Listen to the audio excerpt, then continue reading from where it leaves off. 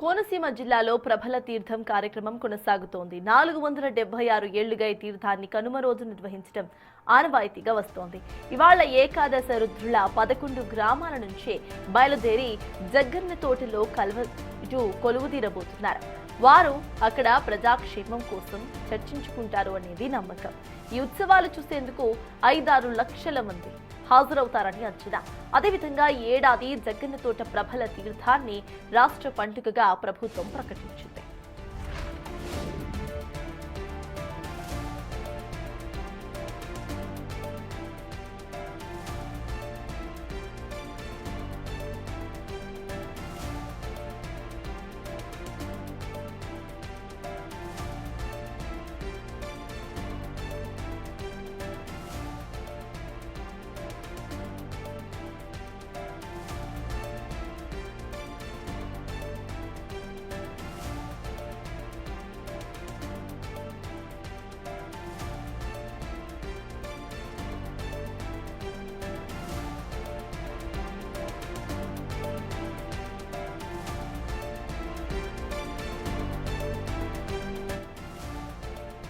కోనసీమ జిల్లాలో ప్రభల తీర్థం కార్యక్రమం కొనసాగుతోంది. దీనికి సంబంధించిన లైవ్ అప్డేట్స్ మా ప్రతినిధి రాజు అక్కడి నుండి అందించడానికి సిద్ధంగా ఉన్నారు.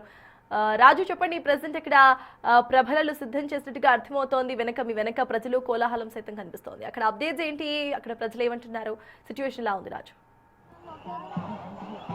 కోనసీమలో ప్రభల తీర్థం కొనసాగుతుంది. మనమైతే విజువల్లో చూడొచ్చు.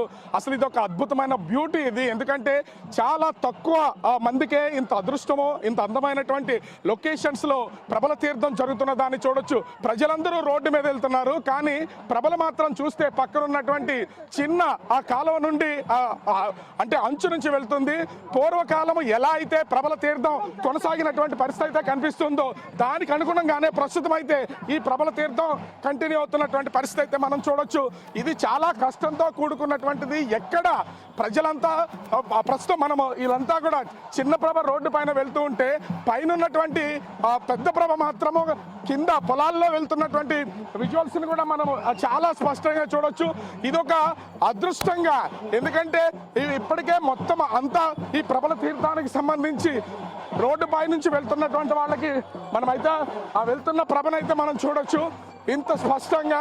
పైగా కోనసీమలో మంచు వాతావరణం, అందమైనటువంటి లొకేషన్, కళ్ళకి ఏమీ కనిపించినటువంటి పరిస్థితి.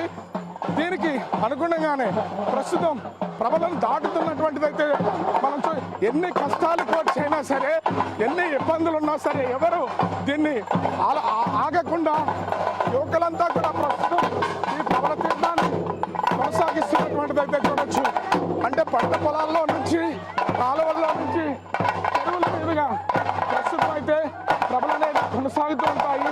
ఆ ప్రభలు ప్రస్తుతం నీటి కాలువలను దాటి, పంట కాలువలను దాటి పాలగుమ్మి ప్రభ మొదటి ప్రభగా ప్రారంభమై ప్రస్తుతం అయితే వస్తున్నటువంటి పంట పొలాల్లో వస్తున్నటువంటిది అయితే చూడొచ్చు. ఇక్కడ కాలువలు అడ్డు రాని, పొలాలు అడ్డు రాని, ఏదైనా సరే తొక్కుకుంటూ ఎక్కడ ఆలోచించకుండా యువకులంతా కూడా వస్తున్నటువంటి విజువల్స్ చూడొచ్చు. హరిహర నామ స్మరణే ఇక్కడ కనిపిస్తూ ఉంటుంది. మొట్టమొదటి పాలగుమ్మి ప్రభ ఈ విధంగా పంట పొలాల్లో నుంచి, కాలువల్లో నుంచి అన్నింటినీ దాటుకుంటూ వస్తే మిగిలినటువంటి ప్రభలన్నీ ఒక గంగలకూరు ప్రభ జగ్గన్న తోట దగ్గరికి వచ్చిన తర్వాత అది పంట పొలాల్లోనూ కాలువను దాటి వెళ్తుంది. ఎక్కడా కూడా అంటే అభివృద్ధి జరిగిన, రోడ్లు వేసిన అవేమీ పట్టించుకోరు. కేవలం మొదటి నుంచి ఏ విధానం అయితే కొనసాగుతుందో అదే విధానాన్ని కంటిన్యూ చేస్తూ గ్రామానికి సంబంధించినటువంటి యువకులంతా కూడా ఈ ప్రభలను దాదాపుగా ఒక్కొక్క ప్రభ ఇంచుమించుగా 500 నుంచి 1000 కేజీల బరువు ఉంటున్నటువంటిది అయితే కనిపిస్తుంది. ఇంత అందమైనటువంటి లొకేషన్స్లో ప్రభలు పడిపోతున్నా, ఎలా ఉన్నా కూడా చాలా జాగ్రత్తగా వాళ్ళు పైకెక్కుతున్నటువంటి దాన్ని అయితే చూడొచ్చు. ఈ ప్రభల తీర్థానికి అంత ప్రాధాన్యత ఉంది కాబట్టి దాదాపుగా 456 సంవత్సరాల నుంచి కూడా నిర్విరామంగా ప్రభల తీర్థం కొనసాగుతున్నటువంటి పరిస్థితి కనిపిస్తుంది. హరహర మహాదేవ శరభ శరభ శంకర అంటూ ప్రస్తుతం అయితే ఈ ప్రభల తీర్థం కొనసాగుతున్నటువంటి పరిస్థితి అయితే మనం చూడొచ్చు. చాలా కష్టంతో కూడుకున్నటువంటిది. యువకులు అంత బరువును కూడా ఎక్కడ వాళ్ళ భుజాల మీద ఉన్నటువంటిది బరువు అనిపించకుండా ప్రస్తుతం అయితే అందరూ వెళ్తున్నటువంటిది చూడొచ్చు.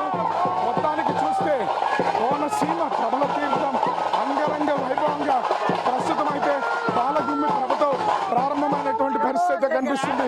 ఇది మధ్యాహ్నం 2 గంటల సమయం వరకు కంటిన్యూగా జగ్గన్న తోటకు చేరుకుని ఈ ప్రబల తీర్థం అంగరంగ వైభవంగా కొనసాగే అవకాశం అయితే కనిపిస్తూ ఉంది. సత్తాస్. Thank you Raju.